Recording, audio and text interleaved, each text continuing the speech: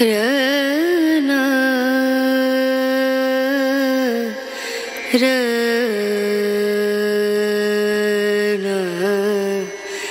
रनु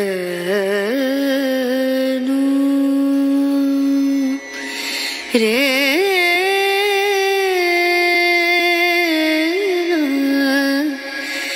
रे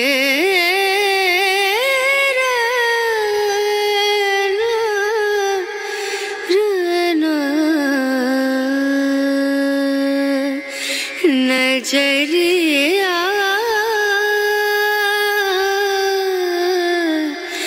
लागे नहीं कहीं ओ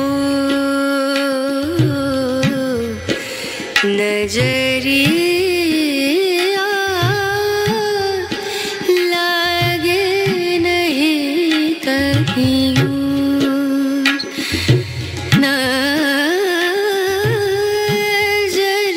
गांव में तो सब जगह अकाल की परिस्थिति हो गई है। लगता नहीं कि अब इस गांव में ज्यादा दिन रुकना उचित होगा। काम के लिए बाहर गांव तो जाना ही पड़ेगा। अगर इस गांव से नहीं गया तो भूखे मरने के दिन आ जाएंगे। हालत इतनी खराब हो चुकी है कि जीने के लिए अब यहाँ कोई उम्मीद नहीं बची। मंगलू काम की तलाश में दूसरे गांव की ओर निकल पड़ता है। चलते चलते वो तारापुर गांव पहुंच जाता है। वहां ना तो उसका रहने का कोई ठिकाना था और ना ही कोई काम। थका हारा वो एक रास्ते से गुजर रहा था, तभी उसने देखा कि पास ही एक अमीर किसान घनश्याम सेठ की हवेली है। सेठ जी, मैं मंगलू दूसरे गांव से आया हूँ। हमारे गांव में अकाल की स्थिति हो गई है। लोगों के खेत सूखे पड़े हैं और गांव में एक एक बूंद पानी के लिए लोग तरस रहे हैं। अगर मुझे आपके पास कुछ काम मिल सके तो बड़ी कृपा होगी। अरे रे, लगता है तुम्हारी हालत बहुत खस्ता हो गई है। ठीक है, वैसे मेरे पास एक काम तो है, पर लगता नहीं कि तुम वो कर पाओगे मंगलू। आप चिंता ना करें, मुझे आप कोई भी काम दे सकते हैं। मैं वो काम पूरी मेहनत और ईमानदारी से करूंगा। चाहे काम छोटा हो या बड़ा, मैं उसे पूरा करने की पूरी कोशिश करूंगा। मुझे बस एक मौका दीजिए सेठ जी। अच्छा ठीक है मंगलू, तो कान खोलकर सुन लो। मेरा बावर्ची इस गांव को छोड़कर दूसरे गांव चला गया है। अगर तुम चाहो तो उसकी जगह खाना बनाने का काम कर सकते हो। अगर मुझे तुम्हारा बनाया हुआ खाना पसंद आया तो महीने के आखिर में तुम्हें इस काम के लिए 500 रुपए मिल जाएंगे। बस मुझे ये देखना है कि तुम इस काम को ठीक से कर पाते हो या नहीं। मैंने कभी बावर्ची का काम किया नहीं है, पर अब मैं कुछ कर भी तो नहीं सकता, और ऊपर से सेठ जी 2 वक्त का खाना भी दे रहे हैं। ठीक है सेठ जी, मैं ये काम कर लूंगा, पर एक विनती है। बोलो मंगलू, क्या बात है? सेठ जी, अगर आपको कोई परेशानी ना हो तो क्या मुझे आपकी हवेली में रहने के लिए एक छोटी सी जगह मिल सकती है? सेठ जी, मैं इस गांव में नया हूं और मेरा रहने का कोई ठिकाना नहीं है। अगर आप मुझे कुछ मदद कर सकें तो मैं आपका बहुत आभारी रहूंगा। घनश्याम सेठ थोड़ी देर तक सोचता है, फिर मंगलू को ऊपर से नीचे तक देखकर कहता है, ठीक है मंगलू, तुम्हारे रहने का इंतजाम कर दिया जाएगा। मैं तुम्हारे रहने की व्यवस्था कर देता हूँ। काम अच्छा करना होगा, मेहनत से काम करो तो कोई परेशानी नहीं होगी। अगर तुमने अपनी ईमानदारी और मेहनत दिखा दी तो यहाँ तुम्हारा कोई काम नहीं रुकने वाला। धन्यवाद सेठ जी। मैं तो बस यही कह सकता हूँ कि आपके इस एहसान को कभी नहीं भूलूंगा। आपने जो मुझे मदद दी वो मेरे लिए बहुत बड़ी बात है। इस गांव में नया हूँ और आपने मुझे इस तरह सहारा दिया है, इसके लिए मैं सच्चे दिल से आपका आभारी हूँ। मैं वादा करता हूँ जो काम मुझे दिया है उसे पूरी मेहनत और ईमानदारी से करूँगा। तब से मंगलू वहीं रहकर अपना काम करने लगता है। वो रोज जल्दी उठकर घर का सारा काम निपटाकर घनश्याम सेठ की हवेली में खीर और पूरी बनाने जाता है। उसकी बनाई खीर और पूरी की खुशबू हवेली में फैल जाती है। जब घनश्याम सेठ ने मंगलू की बनाई खीर और पूरी खाई तो वो मंगलू की तारीफ किए बिना नहीं रह पाए। एक कौर लेने के बाद ही उन्होंने कहा, ये तो बहुत स्वादिष्ट है मंगलू, तुमने तो कमाल कर दिया है। ऐसा स्वाद तो मैंने पहले कभी नहीं चखा। तुम्हारे हाथों में सच में कुछ खास है। तुम जिस तरह से काम कर रहे हो उससे लगता है कि यहाँ के खाने का स्वाद ही बदल जाएगा। सच में मंगलू, आज बहुत अरसे बाद माँ के हाथ जैसा खाना खाया है। ऐसा स्वाद तो घर के खाने में ही मिलता है और तुमने वो याद दिलाया। तुम्हारे हाथों में वो जादू है जो किसी और के पास नहीं।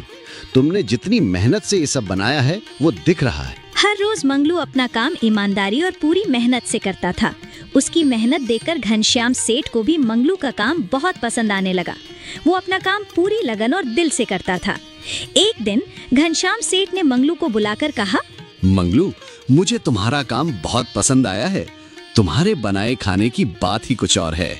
ऐसा खाना तो मेरा पुराना बावर्ची भी नहीं बनाता था। इसीलिए मैं आज से तुम्हारी तनख्वाह बढ़ाकर 1000 रुपए कर रहा हूँ। बहुत बहुत धन्यवाद सेठ जी, आपने मुझे काम दिया, अपनी हवेली में रहने की जगह दी। आज के ज़माने में इतना कौन किसी पराये के लिए करता है। आपकी मदद से अब मुझे ये एहसास हुआ है कि दुनिया में अब भी कुछ लोग दूसरों के लिए दिल से काम करते हैं। मैं हमेशा आपका आभारी रहूंगा सेठ जी। जो आपने मेरे लिए किया वो मैं कभी नहीं भूल सकता। कुछ दिन ऐसे ही बीतने लगते हैं। मंगलू घनश्याम सेठ के पास बहुत मेहनत और ईमानदारी से काम करता है। धीरे धीरे मंगलू के पास अच्छा खासा रुपया जमा हो जाता है।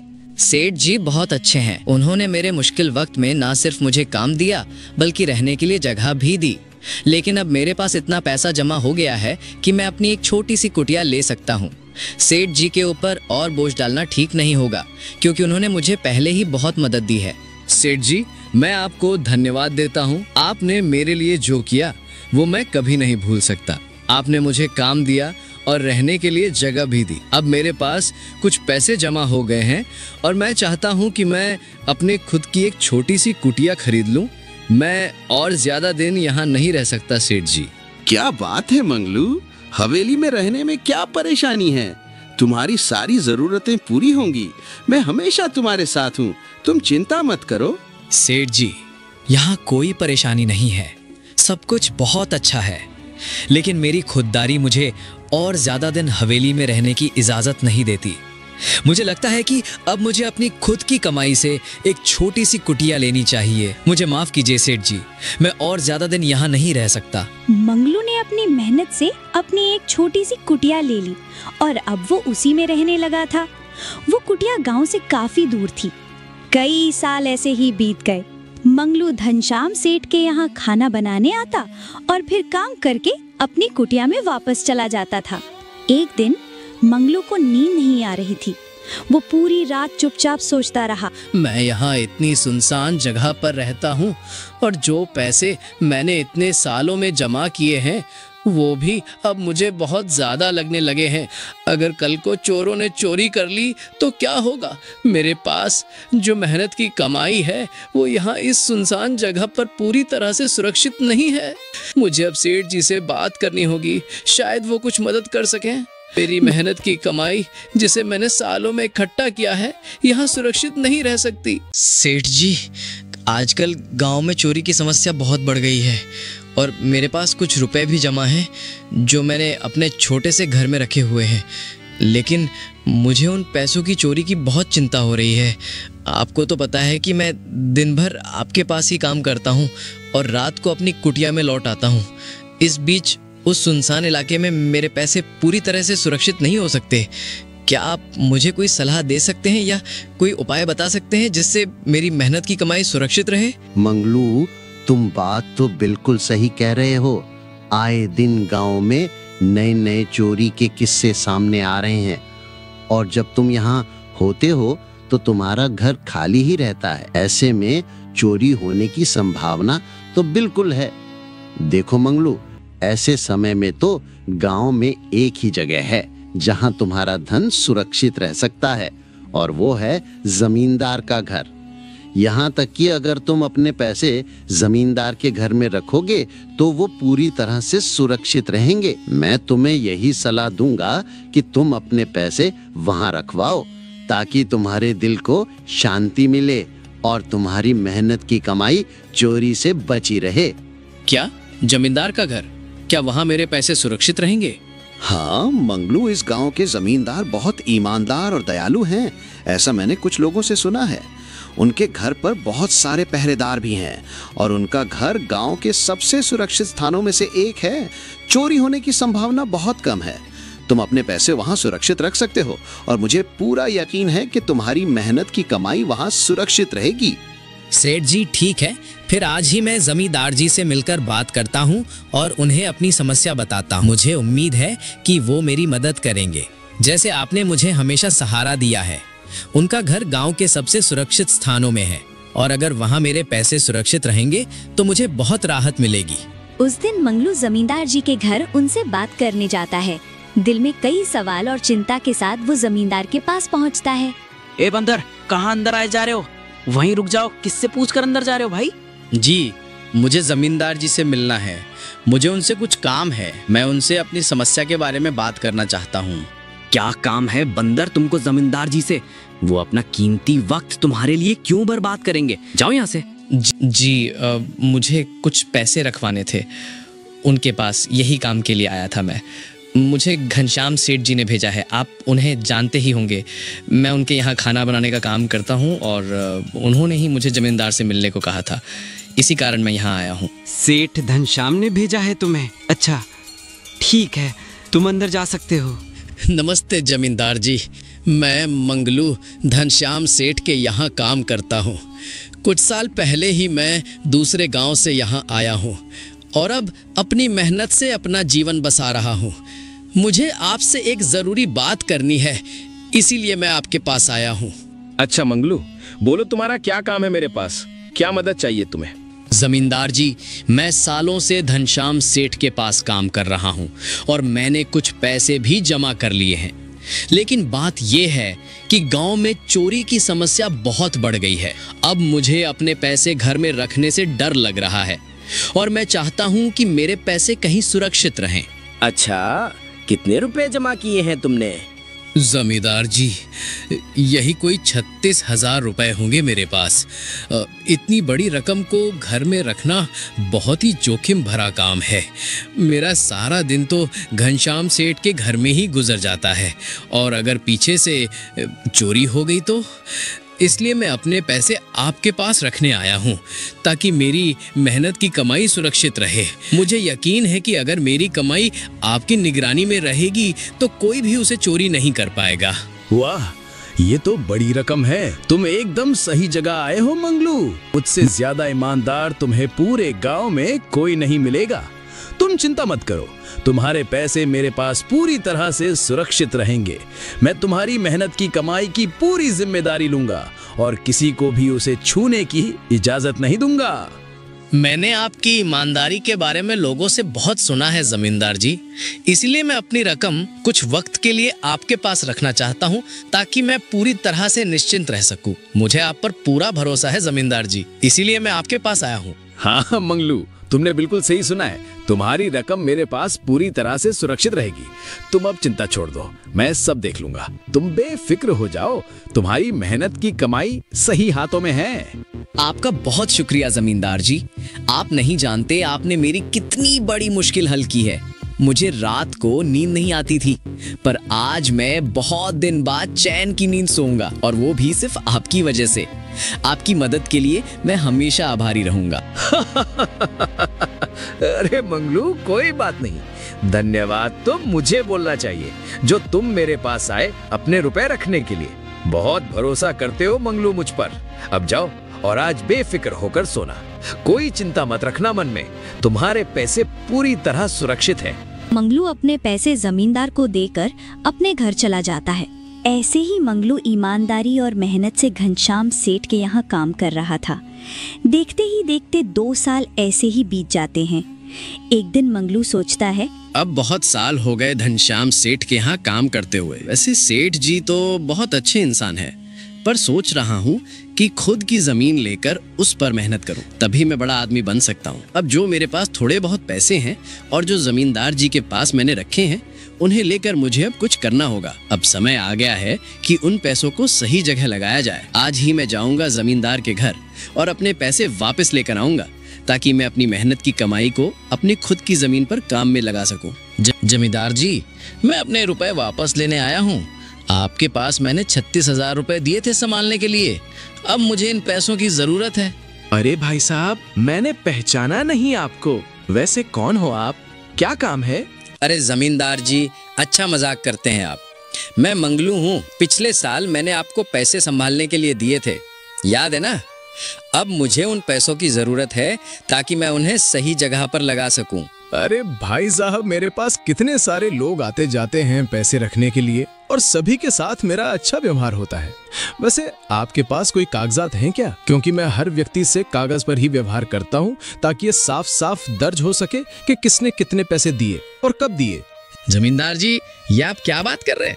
आपकी ईमानदारी देखकर ही मैंने आपको पैसे दिए थे संभालने के लिए, और आप अब ऐसी बातें कर रहे हैं। कृपया करके मेरे पैसे वापस दीजिए। मुझे यकीन था कि आपने मेरे पैसों को पूरी ईमानदारी से रखा होगा। अब आप ऐसी बहकी बहकी बातें कर रहे हैं। मुझे मेरे पूरे 36,000 रुपए अभी इसी वक्त चाहिए। हाँ मंगलू, मैं ईमानदारी से ही काम करता हूँ, इसलिए तो तुमसे मैं डॉक्यूमेंट्स मांग रहा हूँ। क्या तुम्हें पता नहीं, जब तुम किसी से पैसों का लेन देन करते हो तो तुम्हें स्टैम्प पेपर पर लिख कर देना पड़ता है कि किसने कितने पैसे दिए। ये सब प्रक्रिया जरूरी होती है ताकि बाद में कोई गलतफहमी ना हो। नहीं जमींदार जी, मैं आपके पैर पड़ता हूँ, कृपया करके मेरे रुपए मुझे दे दीजिए। बड़ी मेहनत से मैंने वो पैसे जमा किए थे और मुझ पर ऐसा अन्याय ना करें। मैंने आप पर पूरा भरोसा किया था, मुझे धोखा मत दीजिए। एक गरीब को धोखा देकर क्या हासिल कर लेंगे आप? भगवान सब देख रहा है, कम से कम उस भगवान से तो डरो। मैं मर जाऊंगा जमींदार जी अगर आपने मेरे साथ ऐसा किया।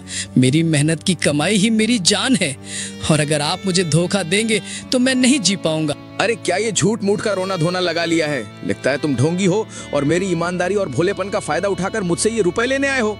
रुक, तुझे अभी सबक सिखाता हूँ। ये जो तुमने किया है वो सही नहीं है। जमींदार अपने आदमियों को बुलाकर मंगलू की पिटाई करने का आदेश देते हैं। वो गुस्से में कहते हैं, इसे तब तक मारो जब तक ये बेहोश ना हो जाए। इस 2 कौड़ी के आदमी ने मेरी ईमानदारी पर सवाल उठाया है, इसे छोड़ना मत। बड़ा आया मुझसे पैसे लेने वाला। इतनी पिटाई करो इसकी कि ये अपने घर का रास्ता ही भूल जाए। जैसा आप कहें, अभी इसकी अकल ठिकाने लगाता हूँ हुकुम। ये अपने पैरों पर खड़ा भी नहीं हो पाएगा हुकुम।